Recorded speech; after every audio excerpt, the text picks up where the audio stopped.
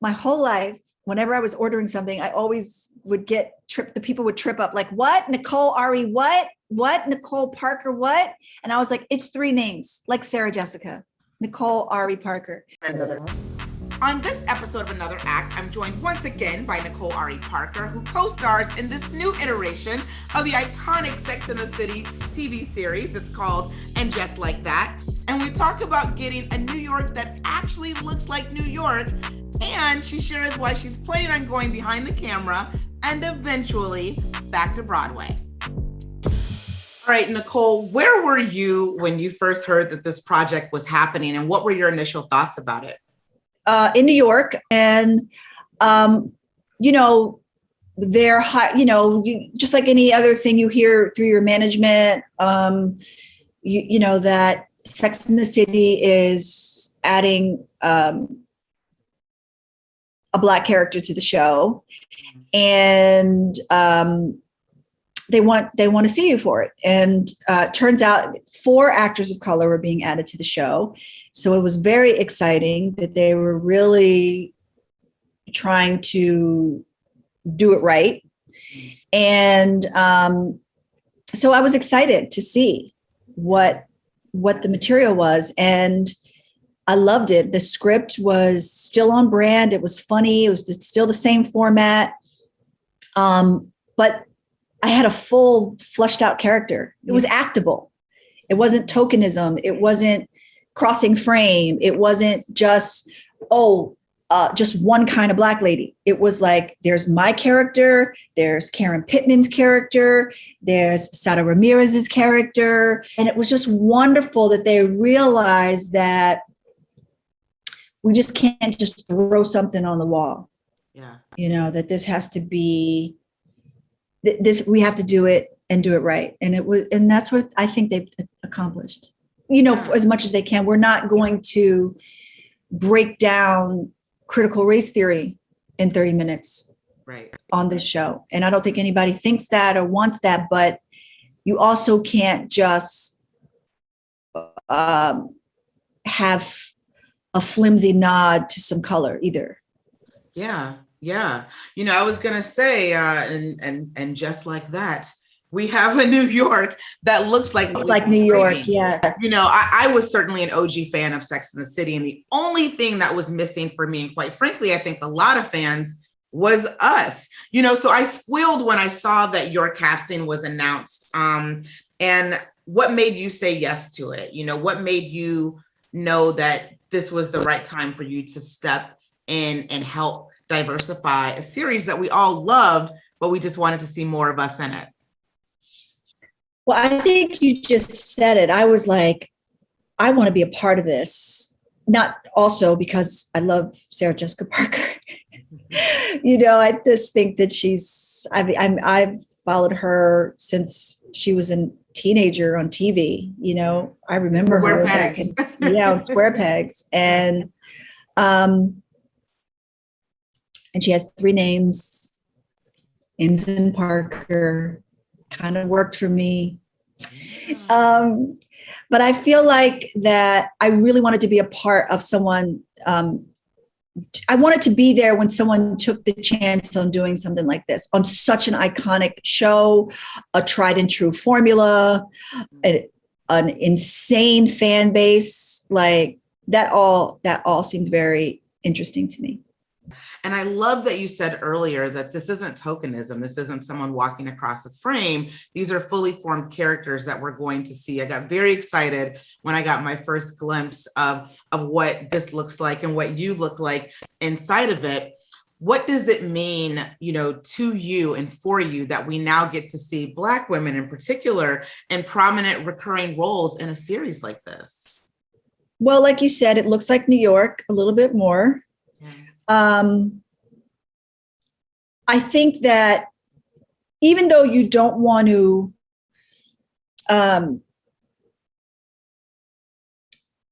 turn it into something extremely political, I think that the writers know that they couldn't skip the politics either. That the elephant in the room had to show up in the script. Right? So instead of being topical which I loved, they had the characters trip on each other in real life situations. Like, oh, maybe I shouldn't have said that to my new Black friend, right? Right. Like the writers know that moment actually does happen. So why don't we try to write what could be done and said and put those words in the Black character's mouth of what she would have said, what she wants to say, what she could say, and still keep this friendship, you know? Yeah. And that's the kind of quirkiness doorway that they tried to walk through. And I don't know if it's perfect. I'm not in the editing room. I don't know what made it into the final cuts of each episode, but there were some real magical moments like that. Tonight, bring your A game. Come on in. How many dating apps are you on? I'm just waiting for someone to create a dating site that's called Here's the Man You've Been Searching for, Stephen. Michael Patrick King really created an environment, and Sarah Jessica, we call her SJ. They're all my new best friends now. In my head. If there was something that was awkward in real time, because in any script, when it's off the page, it has another life. And sometimes it doesn't sound right or it doesn't land well. There was an environment where you could speak up. Yeah. And I really appreciated that. Oh, that sounds so cool. Yeah. What was it like for you joining the other cast members who, quite frankly, have gelled so well, not only over the course of many seasons on the original series, but also in 2 film versions? Like, what was it like for you that first day on set? Well, I'm a seasoned actress. Yes, absolutely. I've, accomplished things in my own right. Yes. But I was tongue-tied the first day. Because I think one of my first days was with all 3 of them in the famous lunch scene. Oh, wow. Like my character enters their lunch and, maybe that's even saying too much. I can't say any more than that. Oh my God, Kelly, I can't say anymore. We're not going to get you in trouble. We're not going to get you in trouble. I'm totally in trouble. Okay. But the first day I freaked out and I forgot my lines for 10 takes. They were like, cut. It was awful. Just the pure excitement of stepping into this world got you feeling like, oh my God, I can't believe that I'm here. And I think I told a silly story too. SJ was so warm and kind, and she could see that I was nervous, and Kristen Davis and Cynthia Nixon, they were just so warm and cool, just cool women. And she was like, I'm just so happy that you're here, that you're part of this cast. I feel we're lucky that we got you. I was dying. But she said, so then I proceeded to tell her the story. I was like, my whole life, whenever I was ordering something, I always would the people would trip up, like, what? Nicole Ari, what? What? Nicole Parker, what? And I was like, it's 3 names, like Sarah Jessica, Nicole Ari Parker. And she was like, no way. I mean, I told that story to her the first day, just so nervous and exciting, but it's the truth. I always said it. I was like Sarah Jessica Parker. And then here I was standing in front of her. They're, and they're EPs on the show this season. So they really had their hand in trying to make this new version the best it could be.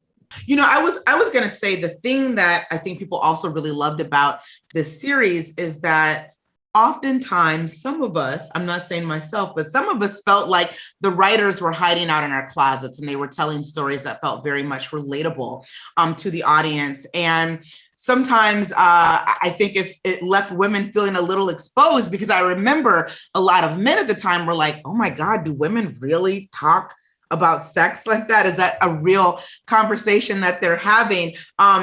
And I'm sure you probably were watching the series outside looking in, but now that you're a part of that world, what does it feel like to help bring some of those stories to life, knowing that people are going to watch it like, oh my God, Nicole was spying on me somehow. And now I'm seeing my very real dating story or real life story playing out, in this TV series.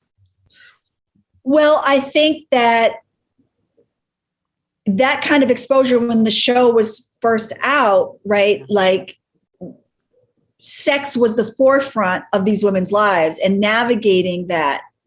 And that's also the age when it's still sex and your heart are connected, right? Like everything is meaningful and bigger and larger than life. Every sexual choice we make as young women, you know, is a comment on our character. So that was really relevant and very exposing. But I think now that the women are more grown up and the exposure is how sensitive and vulnerable we all still are. Yeah. And that, you know, that might trigger a lot of people and be like, wow, like that is really what it's like when, you know, your kid has this thing and you're trying to do that with this person. And, you know, you don't even really want to go. Yeah. You want to stay home, you know? Yeah. And it's just, it's wonderfully like on the nose about what's going on with women, grown up women. Yeah. Real grown. Real grown. Real grown.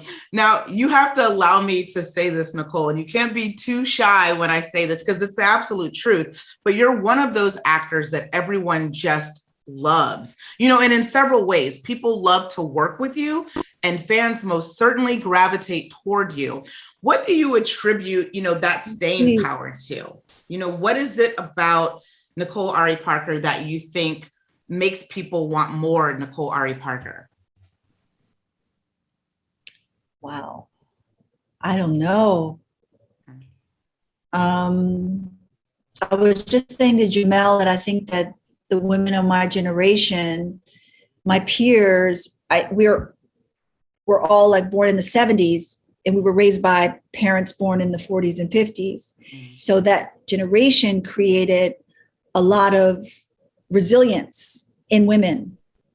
All Regina Hall, Regina King, Taraji, Sanaa, me, you know, we're like, it's like LL and Latifah and Light, like that generation of you just don't stop, you don't give up, you keep growing. And I think that's part of it is that I never really went anywhere. You know, I always just wanted to work, but I think that I love acting. And the kind of acting I love to do is finding that part where we are exposed.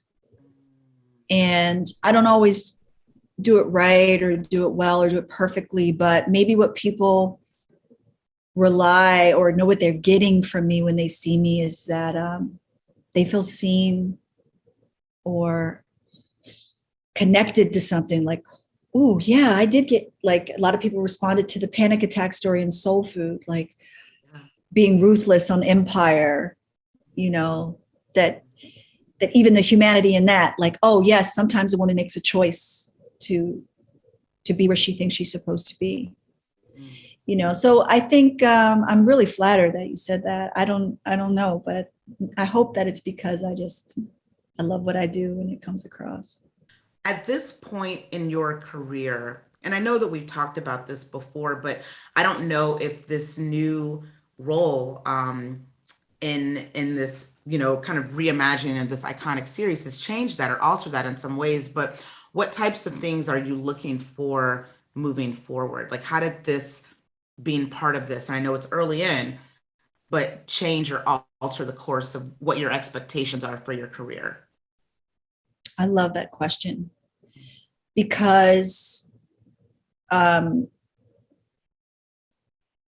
it's taken a while and some people get here earlier, but I am interested in finally, and now that there's more of us behind the scenes, there's people to reach across and ask for help from. I'm very interested in creating things for myself, for other people. This show has offered me an opportunity to be on a half hour. I'm essentially on a half hour comedy. Yeah. You know, this year I'm in a thriller directed by my husband. I played a trophy wife for an NBC pilot. I played a deputy superintendent in Chicago. And now I get to be this wonderful, fabulous documentarian, married mother of 3 in the Upper East Side of New York, sister in Sex and the City, you know, and I want to keep going like that. Where do you think that the courage to know that you can do that comes from? I think you just said it. It's 3 parts. It's a little bit of an inner journey of why can't I tell this obscure story about a pioneer in, you know, astrophysics? You know, why? Yeah. I can. Let me just start writing it. There's a little bit of inner confidence that has to happen. I think that there has to be a witness, a little bit of it being possible, like somebody watching you accomplish all that you're accomplished, just someone going, oh, I could do that. Mm-hmm. Right? So there's a little bit of self-work. I think it's also more of us out there, give courage to people to do it. And then I think it's also, again, there's more of a diverse group of women and men behind the camera. Mm-hmm. So if I am pitching a book that I want to option to Disney, 4 of the 9 people in the room are going to be Black. Wow. And even if they don't buy it, there was some advocacy in that room. Like, oh, the reason the story is relevant is because of this. Or if we run the metrics on it, this is why we should make it, instead of it being dismissed right away. You know, so I think we need more of us making decisions, more of us doing it. Yeah. Oh, that's amazing. You know, I was going to ask what's next for you, because last time we talked, I didn't know that this was next for you, but it sounds like what's next for you is that, you know, we're going to really see you behind the camera, creating opportunities, not just for yourself, but for other people. Is that kind of what you envision as your immediate, what's next for you? I've got like 3 what's next that I want to accomplish. That, developing and producing. Also, I don't know that I have fully maximized my own potential yet. I want to do something really epic on film. And I also want to go back to Broadway. I love it. And I believe that we're going to see you do all 3 of those things. And I cannot wait. Oh my gosh. I hope Witness, so. but also to talk with you more about those things. Yes. That is amazing. Absolutely. Nicole Ari Parker, it is always, always, always great to talk with you. Continued success. Really, really excited about seeing you in this new series. We have been waiting for this. And so we are ready for this. So thank you for your contribution. Thank you. Always great talking to you. You ask the best questions.